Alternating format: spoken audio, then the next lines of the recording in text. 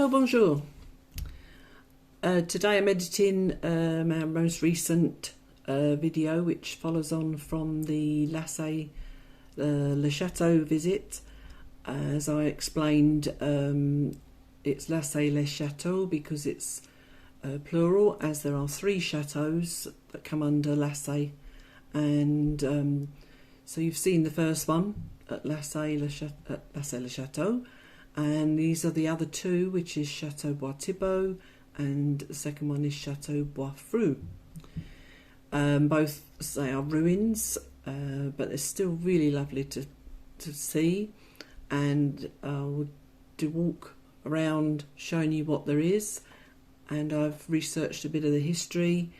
Any references I make come under or come from Wikipedia or any of the tourist information that I could find for you, which has been quite enlightening because obviously there's lots of details that I never knew, and so it's quite interesting. So hope you enjoy it, and I shall, as I say, don't forget to click on the description below if you want to know more or to see more photos from the inside than I can get, because unfortunately the gates were locked when we got there. They came to end of season on 30th of September, and we're now on the 13th of October, so unfortunately we missed that. So I hope you enjoy it, and obviously, as usual, subscribe, like and comment, and I will see you in the next video. Au revoir. Here we are at Chateau Bois. We were lucky, we had really good weather this day. This is a map just showing you some of the historical sites in Mayenne, and that says this is the country of Lancelot du Lac. There's a lot of mention of Lancelot on signs around Lassay. You can see on that map there's other places that I'm hoping to take you to. Now we're walking to the east side of the chateau. That shows you one of the towers. There's 4 towers. You'll see that tower has been strapped with a metal strap to hold it together. And on that fence, you can see there's a fence at the top of the wall and a fence on top of that, just trying to keep intruders out, really. It's such a pretty sight, this one. You'll see lots of little holes everywhere, and we assumed, to be honest, that they would where the beams were inside the chateau, and they used to come obviously through the wall.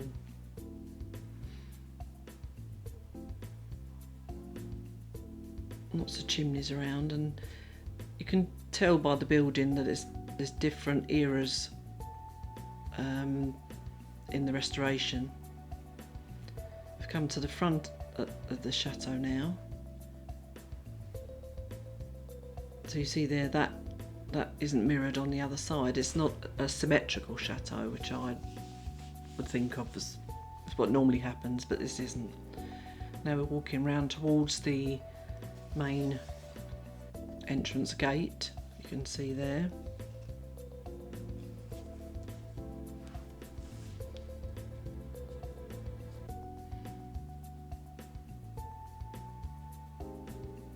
Whenever I walk up this path, you can just imagine being on a horse back in the day in your armour.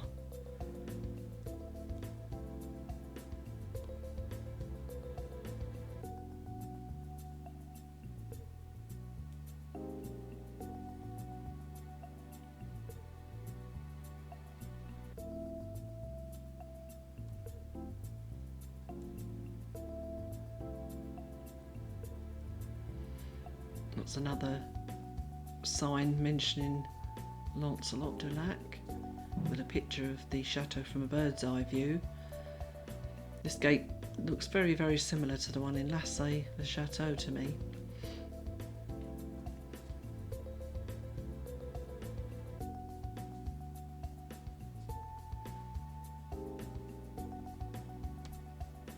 had to go and have a peep in the keyhole, of course. Not that I could see anything. And I did actually try the door just in case it might be open. Obviously it wasn't. We'd missed the season for the gates being open. Unfortunately it closed end of season 30th of September, and we were there on the 13th of October, so frustratingly, again, because I thought I hadn't managed to get about and see as much as I would like to have done this summer. The chateau's a 15th century chateau that was first owned by the Lassay family, and they owned it for 300 years, and it's now a National Historic Monument.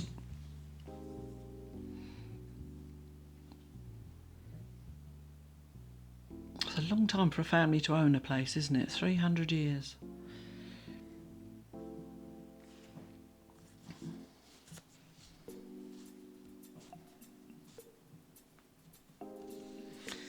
The chateau was built on this site in this 11th century, and it was built as a defence against William the Conqueror.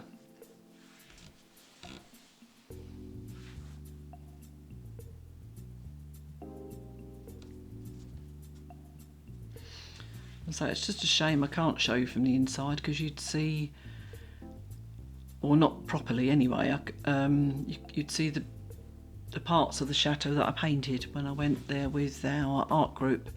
We went there on several occasions. I've left the art group since, and I think they still do go there, but it's just you go there on a nice, like a day like today, and it's such a lovely place to sit and paint. So peaceful.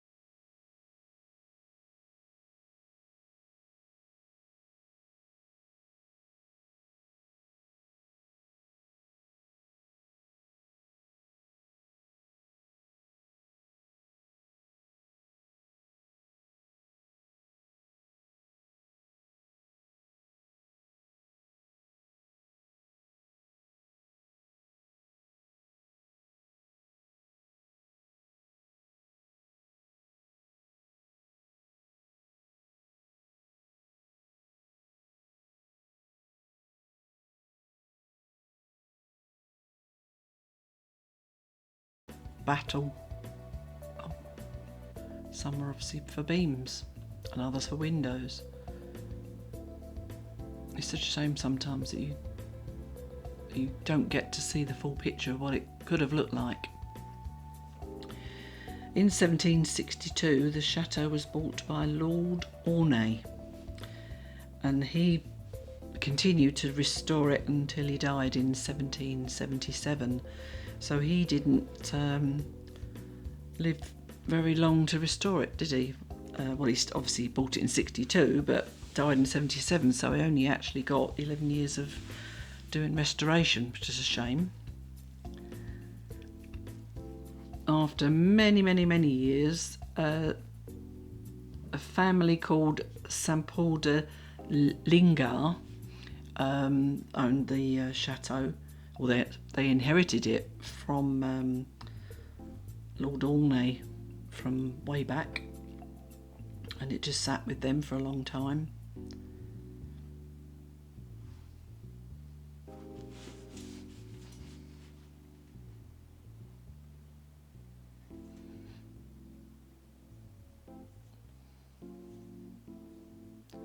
I had to have a peep in those little holes just to see what I could see. And all you could see was grass from the inside. It's quite deep though.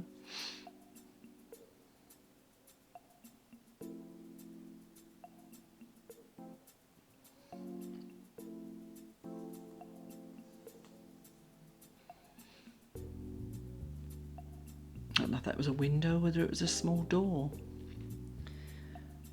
Now here we took a walk around the back of the chateau to see if there was any way of seeing. Obviously we want to see different views, but we wanted to see if there's any way that we could be able to see inside the walls.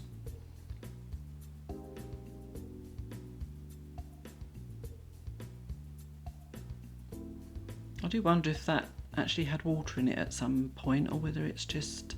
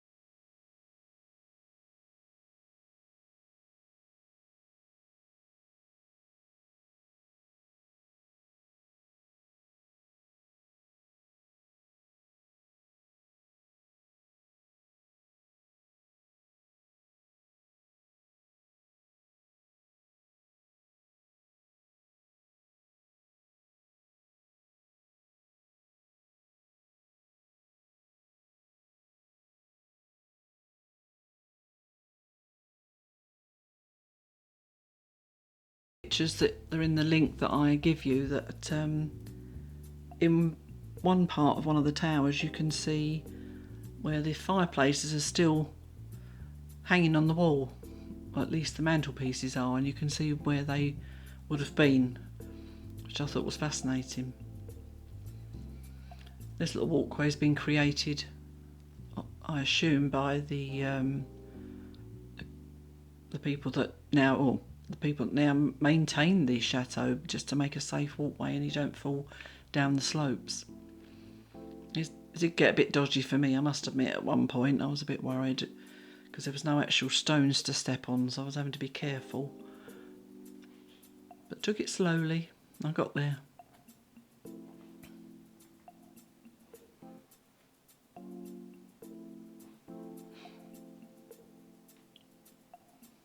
There you go. back to the side that we started at. We're headed now back to the car.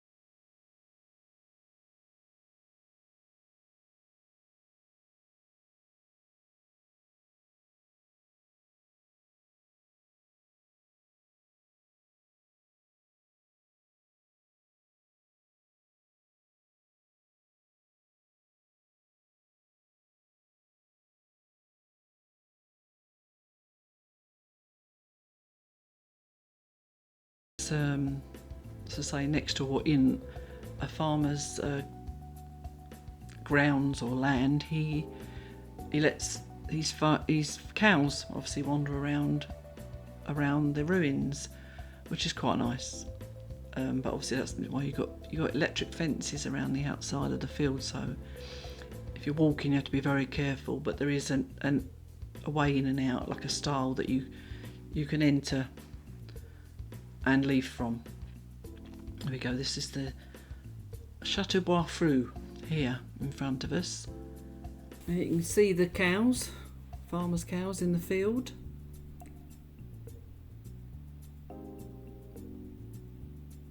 And walk up towards the entrance. You can see in front of us there one of the towers being hugged by the trees.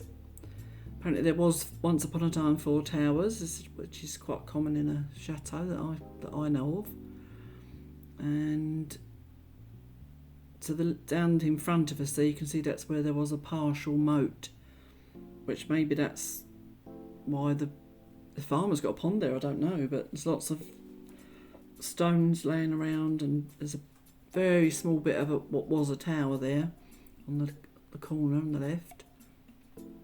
And in front of us is where I assume either a bridge or a walkway was to the entrance.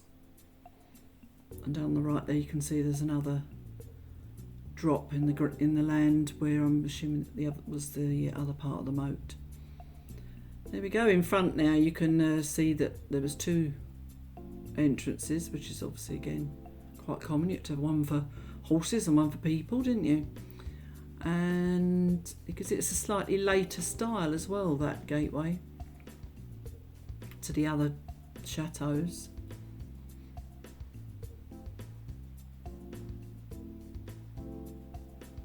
There's been 3 families that have owned this chateau. The family Bois Frou were the original owners, and then it was then went to the family Chauvigne, who transformed it into a Renaissance style. And after that came the Mardajan family after the 100 Years' War. And apparently they're the people that added the water gardens, which obviously you've got no sign of now, but it must have looked very pretty. And it's strange because there's that part of the ruin at the back. I didn't even remember being there before, and I really wanted to go and walk to it and look closer.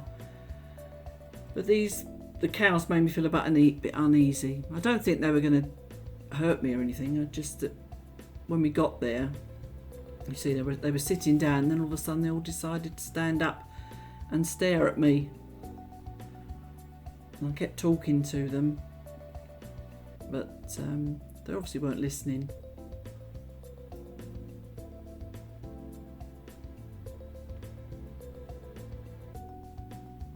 And that cow was there obviously guarding it, so he wasn't going to let me anywhere near. Such a shame. At least I could zoom in and have a look through the camera.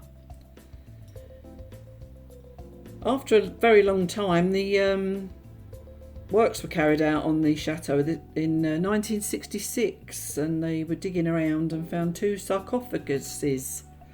And in those sarcophaguses, one of them, they found an embalmed heart. That was quite a discovery. So that's our chateau tours for. I hope you enjoyed it.